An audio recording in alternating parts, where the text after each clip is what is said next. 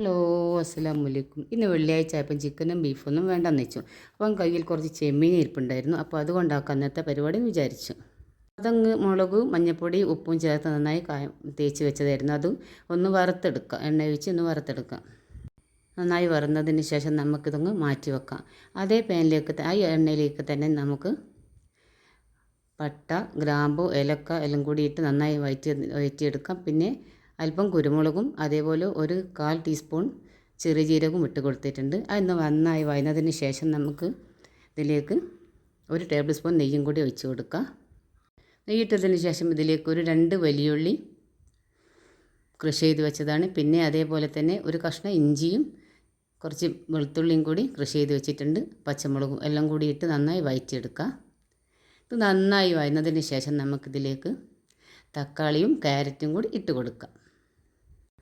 ഇത് നന്നായി വഴന്നതിന് ശേഷം നമുക്ക് ഇതിലേക്ക് മല്ലിയില, കറിവേപ്പിൻ്റെ ഇല, പുതിനയില എല്ലാം കൂടി ചേർത്ത് കൊടുക്കാം. പിന്നെ നമുക്കിതിലേക്ക് ആവശ്യത്തിനുള്ള ഉപ്പും കൂടി ചേർത്ത് കൊടുക്കാം. ഉപ്പും കൂടി ഇട്ട് കൊടുത്തതിന് ശേഷം ഞാൻ ഇതിൻ്റെ കുറച്ച് തലയും കൂടി എടുത്ത് വെച്ചിട്ടുണ്ടായിരുന്നു. അതും കൂടി ഇട്ട് നന്നായി ഒന്ന് വഴറ്റിയെടുക്കാം. നല്ലൊരു ടേസ്റ്റ് ആയിരുന്നു. എല്ലാവരും ഒന്ന് ട്രൈ ചെയ്ത് നോക്കണേ. പിന്നെ നമുക്ക് അരിക്ക് ആവശ്യത്തിനുള്ള വെള്ളം ഒഴിച്ച് കൊടുക്കുക. ഞാൻ ഇവിടെ 2 കപ്പ് അരിയാണ് എടുത്തത്. 4 കപ്പ് വെള്ളം ഒഴിച്ച് കൊടുക്കുന്നുണ്ട്. അപ്പം വെള്ളം ഒഴിച്ച് ഇവിടെ വെള്ളം നന്നായി തിളച്ചതിന് ശേഷം നമുക്കിതിലേക്ക് അരിയിട്ട് കൊടുക്കുക. അരിയിട്ട് കൊടുത്ത് നന്നായി ഒന്ന് അടിച്ച് വെക്കാം. അരിയിട്ട് കൊടുത്ത് ഒരു പകുതി വേകുമ്പോഴേക്കും ഇതിൻ്റെ ഉപ്പൊന്ന് ചെക്ക് ചെയ്യണം കേട്ടോ. നമുക്ക് ഒന്നും കൂടി അടിച്ച് വെച്ചതിന് ശേഷം നമ്മൾ നേരത്തെ വറുത്ത് വെച്ച ചെമ്മീൻ കൂടി ഇതിലേക്ക് ഇട്ട് കൊടുക്കുക.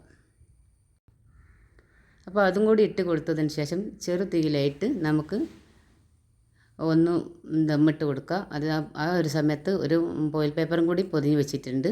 10 മിനിറ്റ് കഴിഞ്ഞതിന് ശേഷം നമുക്ക് ഗ്യാസ് ഓഫ് ചെയ്യുക. പിന്നെ 1 മണിക്കൂറോളം അങ്ങനെ ദമ്മി കിടന്നിട്ടുണ്ട്.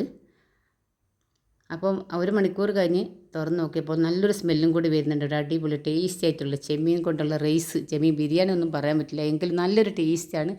എല്ലാവരും ഒന്ന് ചെമ്മീൻ കിട്ടിയാലൊന്ന് ട്രൈ ചെയ്ത് നോക്കണേ. അടിപൊളി ടേസ്റ്റാണ്, ആരും തന്നെ ഇഷ്ടപ്പെടും.